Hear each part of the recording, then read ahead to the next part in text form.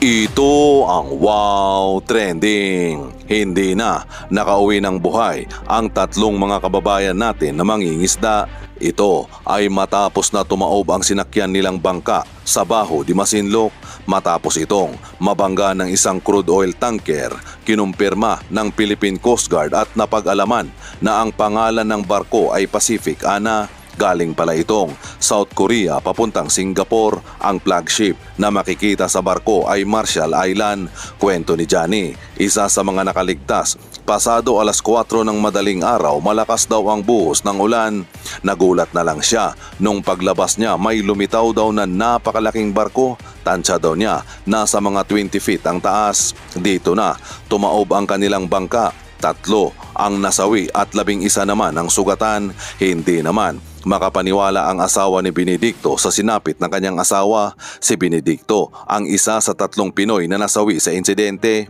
Tiniyak naman ni Presidente Bongbong Marcos na mapanagot ang may sala sa insidente at mag-aabot ng tulong pinansyal ang gobyerno sa mga kaanak ng biktima. Nanawagan din si House Speaker Romualdez sa lahat ng government agencies na magpaabot ng tulong sa mga pamilya ng mga nasawi sa insidente. Hindi naman maiwasan ng mga kababayan natin na magduda dahil ang gumawa daw ng nasabing insidente ay baka daw China. Oh my God! Bukod sa ilaw, dapat nga naglagay din sila ng malaking lata o yero sa taas ng poste ng bangka nila para makita sila sa radar. Dapat pa nga may radar reflector sila. Pag malakas maulan, malapit lang ang visibility. Dapat gawing batas ng PCG. Yan lahat ng fishing boat may radar reflectors. Mga kahoy ang bangka natin, hindi sila makikita sa radar. Condolence po sa pamilya, ganyan din ang nangyari sa bangka ko dati. Nabangga ng overseas, di namin nahabol yung nakabangga. Sana po matulungan niyang pamilya at managot ang nakabangga. Nakakalungkot lang isipin na kahit alam na natin na anong bansa ang may pakana niyan, pero pilit pa din natin pinagtatakpan. Malapit na talaga maging sundalo ang lahat ng lalaki sa buong Pilipinas. Nabangga sila ng tanker at iniwan sila doon, hindi sila hinintuan upang tulungan. Malaking kasalanan yan at yung lugar na yan hindi naman pirates area, kaya kailangang hintuan nila. Request ng Pinas, ipatali ang barko doon sa Port of Authority para hindi na makapaglayag habang dinidinig ang kaso. Kulong muna sa Singapore si Kapitan et al. Pabayarin ng malaking kumpanya. Napakalawak ng karagatan, meron palang sagasaan na nangyayari.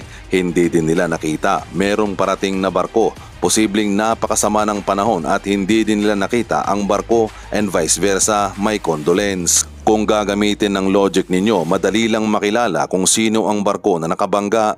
Kung ikaw, alam mong ikaw ang nakabangga, iiwanan mo ba ang binangga mo? Dapat tulungan mo kung wala kang galit sa binangga mo. Kung ikaw may galit sa binangga mo, sigurado ko na may galit ka sa binangga mo at sinadya mo pang banggain. Ang tanong ko, sinong bansa ang galit sa Pilipinas sa kasalukuyan? Sigurado ko, alam nyo na ang bumangga. Magandang araw mga kaibigan. Ito, napakalungkot pong balita. 3 Filipino fishermen ang pinaslang sa Scarborough Shoal. Bago lang, yung fishing vessel nila binangga ng isang unidentified na vessel.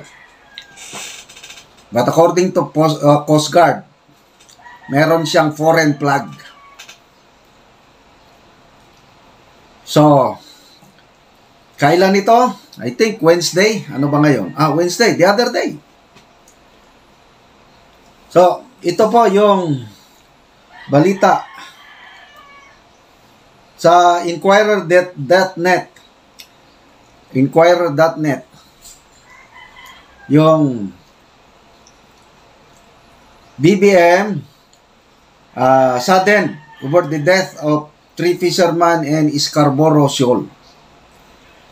So, di ba, katatapos lang yung sigalot, naalis na yung floating barrier. Kasi nung nandyan yung floating barrier, nilagay ng China, hindi makalapit ang ating mangingisda. So, ang laking kawalan, laking lugi ng ating mangingisda, yung pinagbabawalan sila ng China na mangisda doon. So mabuti na lang at mabilis ang desisyon ng ating gobyerno. Pasalamat tayo sa decisive action ng Pangulong Marcos. Nag-order siya kaagad sa Coast Guard nga tanggalin ang barrier. So ang Coast Guard, special operation, pumunta nga gabi, basta with the documentation, kinuha ang angkor. So nung nawala ang angkor, ang tendency noon, maaanod na yung floating barrier.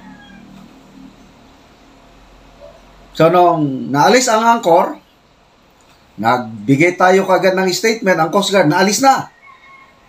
O ang China, dahil wala na silang angkor at naunahan na sila sa international media na ibalita na natin na ang Pilipinas merong strong resolve na tanggalin yung barrier.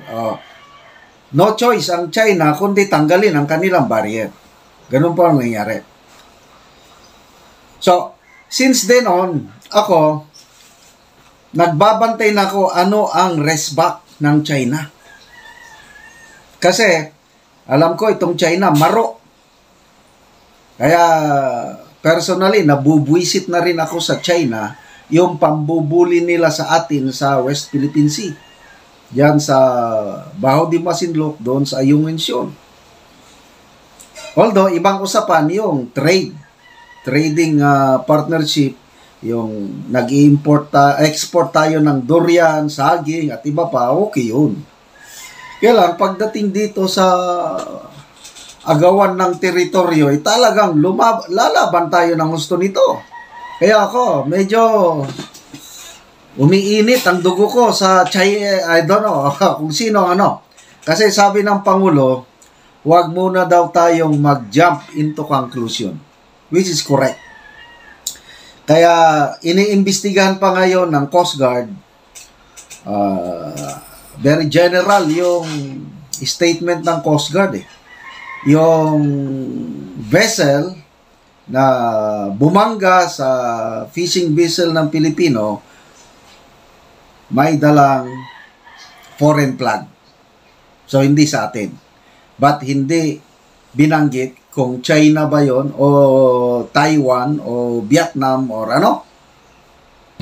So, kayo nang magano. Meron ba tayong sigalot with ang Taiwanese fisherman? Di naman tayo ginugulo doon. Ang Vietnam, hindi rin tayo ginugulo. Kahit nag-agawan tayo sa teritoryo sa West Philippine Sea, maganda ang relasyon natin sa Vietnam, sa Indonesia, yung mga ibang countries na may overlapping claims, walang gulo. Ang nanggugulo lang China. So, it's a foreign vessel ang bumangga. Ang tanong, aksidente bang binangga o sinadyang binangga? Kayo na po ang So, tatlo ang patay kasama ang kasama yung kapitan. So, iniimbestigan pa.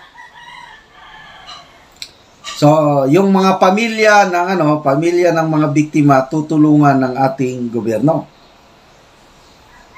So, sabi ng Pangulo, let us allow the Philippine Coast Guard to do its job and investigate, and let us refrain from engaging in speculation in the meantime.